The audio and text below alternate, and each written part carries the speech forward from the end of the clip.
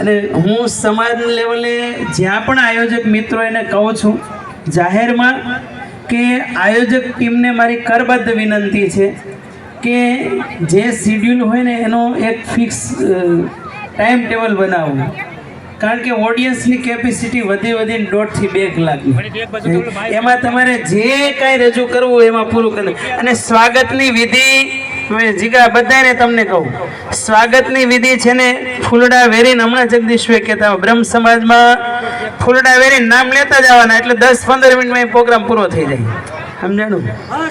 એટલે એકવાર જોરદાર જયકારા કરીએ વેલનાથ બાપાની.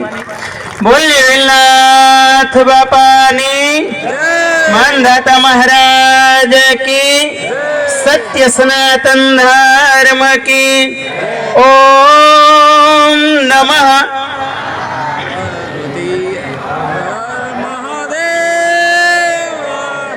હા, ભૂખ લાગી છે બરાબર નહીં? પણ અહીંયા વલ્લભભાઈ બેઠા છે અને કાલે રતિ બાપુનું ખૂબ આમંત્રણ હતું કે મારે ત્યાં રોકાવાનું છે. હું જાણી જોઈને નથી રોકાણો એટલા માટે કે રતિ બાપુનો એવો પ્રેમ છે, એ પ્રસાદ કે એટલે મારે સ્વીકાર કરવો જ પડે. પરંતુ બાલાભાઈને ઘરે હું રોકાણો છું અને જે સમાજમાં નાના મોટા મતભેદ ચાલે છે, સમજાય છે ને, એ જ્યાં સુધી એક નહીં થાય ત્યાં સુધી હું ચલાળાનું પાણી કે અનાજ ગ્રહણ નથી કરવાનું. એટલે મેં સવારનું પાણી નાસ્તો લઈને આવ્યા હતા, નથી કરવું ના. તમે આખા વિશ્વમાં જગદીશભાઈ 3000 વર્ષ પૂર્વે આખા વિશ્વમાં સનાતન ફેલાયેલો હતો. આજે સંકીર્ણ થતા થતા સનાતન 125 કરોડે આવીને ઊભો છે અને એમાં આખા વિશ્વમાં 26 કરોડનું પ્રતિનિધિત્વ એકલો કોળી સમાજ કરે છે. કોળી કયો કે ઠાકોર બંને એક જ છે. અને ગુજરાતની વાત કરીએ તો 40% પ્રતિનિધિત્વ, 2.5 કરોડનું પોપ્યુલેશન, 1.5 કરોડનું સૌથી મોટું જંગી વોટિંગ પાવર અને 80 લાખ ઘર ધરાવે છે કોળી ઠાકોર સમાજ.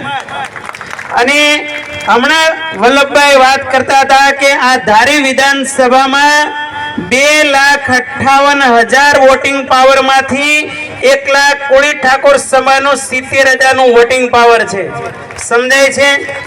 આટલી સંખ્યા હોવા છતાં પણ સમાજ મને એમ લાગે છે પોઝિશનમાં છે પણ પાવરમાં નથી. એટલે યાદ રાખજો, હનુમાનજી મહારાજને બાલપણમાં એક ઋષિ મુનિનો શાપ હતો કે સમયે તારું જ્ઞાન ભૂલાઈ જશે, તોફાની હતા. એટલે જ્યારે સીતા શોધનો પ્રશ્ન આવ્યો, બધાએ ખૂબ પ્રયાસ કર્યા, નિષ્ફળ રહ્યા.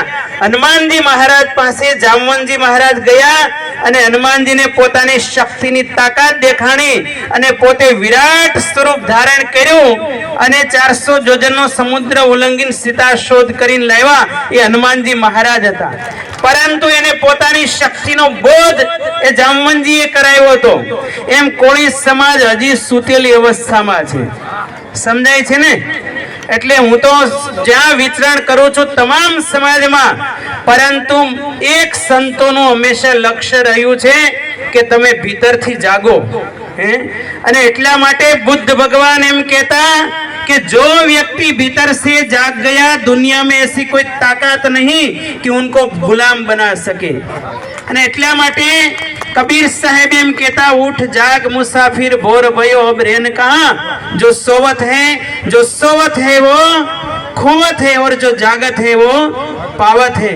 એટલા માટે મારી આ બધાને કરબદ્ધ વિનંતી છે. આ ધારી વિધાનસભા ચલાળા હોય, બગસરા હોય, ખાંભા હોય કે થોડું ઘણું સાવરકુંડલા હોય, બધા જ માત્ર આંખોથી જાગવું એમ નહીં.